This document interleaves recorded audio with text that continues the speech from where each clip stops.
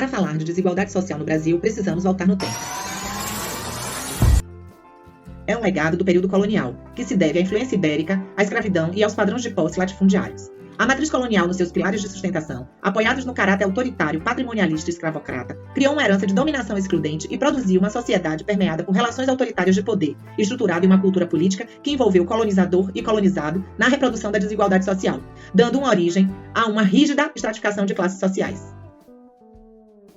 Com o processo de industrialização urbana, modernização do processo produtivo no campo, concentração fundiária, busca de melhores condições de vida e acesso aos serviços de saúde, educação, saneamento básico, entre outros fatores, influenciaram a população no abandono das áreas rurais a chegarem nas áreas urbanas. A expectativa de emprego atraiu grande volume de trabalhadores rurais para as metrópoles, representando uma oportunidade de mudança de vida.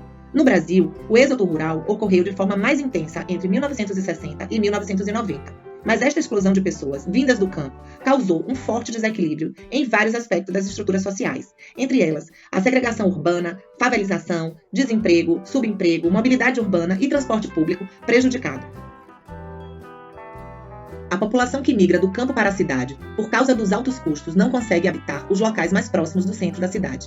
Em razão disso, é obrigado a ocupar áreas cada vez mais periféricas e sem a devida estrutura urbana.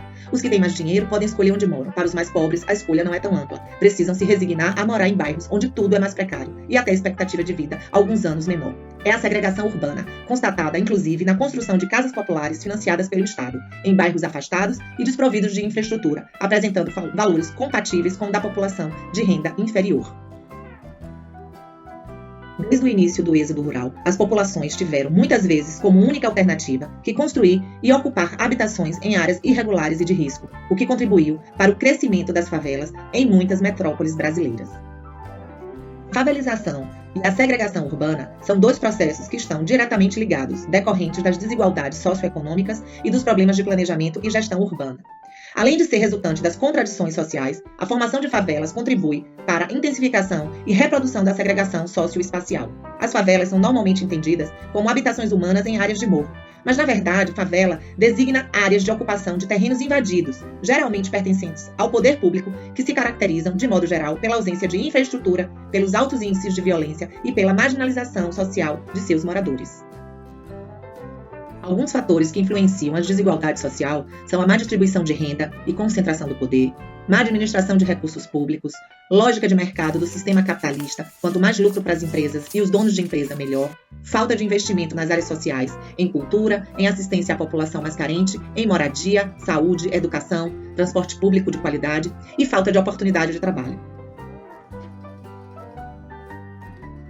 Aspectos como racismo estrutural, discriminação de gênero, alta tributação de impostos só agravam a desigualdade brasileira.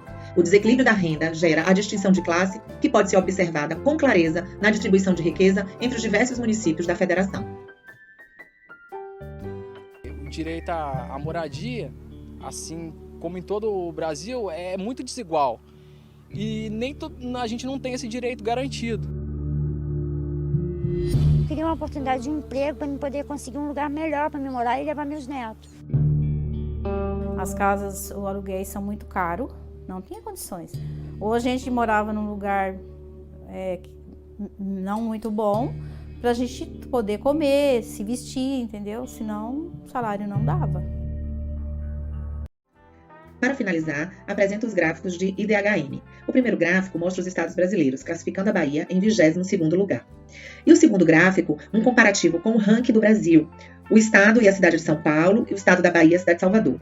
Analisando os gráficos em questão, percebemos que estamos avançando no desenvolvimento humano, tanto a nível Brasil como nos estados e cidades, fazendo uma reflexão para que nos municípios a realidade não é igual. Mas a pobreza ela vem diminuindo nos últimos anos, mas ainda apresenta uma grande quantidade de pessoas em condições de miséria.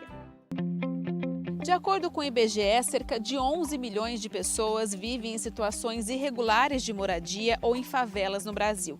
Se a gente for considerar uma moradia regular como sendo a que tem segurança, saneamento e iluminação, quase 50% da população, 48% de forma mais exata, não vive nessas condições.